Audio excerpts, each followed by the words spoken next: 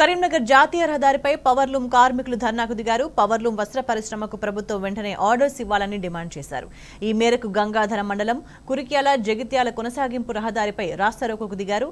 గత కొన్ని నెలలుగా పని లేక తీవ్ర ఇబ్బందులు పడుతున్నామని ఆవేదన వ్యక్తం చేశారు. లేకుంటే మళ్లీ ఆకలి చావులు, ఆత్మహత్యలు జరిగే అవకాశం ఉందని హెచ్చరించారు. ఈ మేరకు నేతన్నలకు మాజీ ఎమ్మెల్యే సుంకె రవిశంకర్ మద్దతుగా నిలిచారు.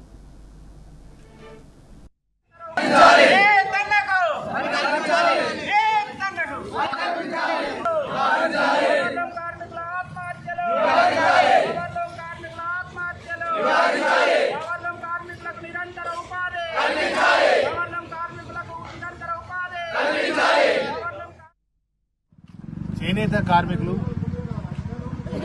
ప్రత్యేకంగా గతంలో ఏ విధంగా అయితే మరి కాంగ్రెస్ పాలనలో చేనేత కార్మికుల ఆకలి చావులుండనో, ఆత్మహత్యలుండనో, తిరిగి కాంగ్రెస్ వచ్చిన తర్వాత మా బతుకులు బాగుపడతాయని కోటి ఆశలతో ఉంటే చివరికి మళ్లీ ఈ కార్మికులు ఆత్మహత్యలు చేసుకుని ఆకలి చావులు ఉండేటువంటి పరిస్థితి ఈ రాష్ట్ర ప్రభుత్వం రేవంత్ రెడ్డి పాలన జరుగుతున్నటువంటి సందర్భంలో కర్షకుర్తి గ్రామంలో 6 రోజులుగా జరుగుతున్నటువంటి మరి రిలే నిరాహార దీక్ష, మా హక్కులను మాకు కాపాడండి, మమ్మల్ని కాపాడండి, తిరిగి మాకు ఉపాధిని కల్పించండి అని చెప్పి 6 రోజులుగా, ఇది 6వ రోజు, 6 రోజులుగా మరి రిలే నిరాహార దీక్ష చేస్తూ ఈరోజు కుర్క్యాల రోడ్డు దగ్గర మరి ధర్నా చేస్తే పోలీసు వాళ్ళు మనం వీళ్లను అడ్డుకోవడం, తిరిగి మళ్లీ వీళ్ళు రిలే నిరాహార దీక్షకు రావడం జరిగింది. ఇదే సందర్భంగా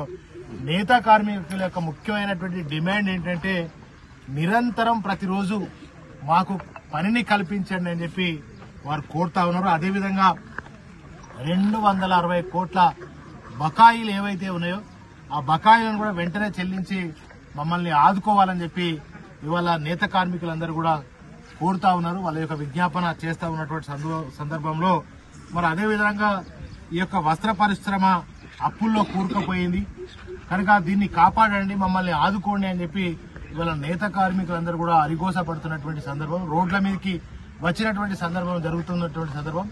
గత 9.5 సంవత్సరాలుగా మరి కేసీఆర్ గారి పాలనలో, బీఆర్ఎస్ ప్రభుత్వ పాలనలో మాకు బతుకమ్మ చీరలనిచ్చి, థ్రిఫ్ట్ పథకాన్ని అమలు చేసి, విద్యుత్ సబ్సిడీ ఇచ్చి మమ్మల్ని ఆదుకున్నది.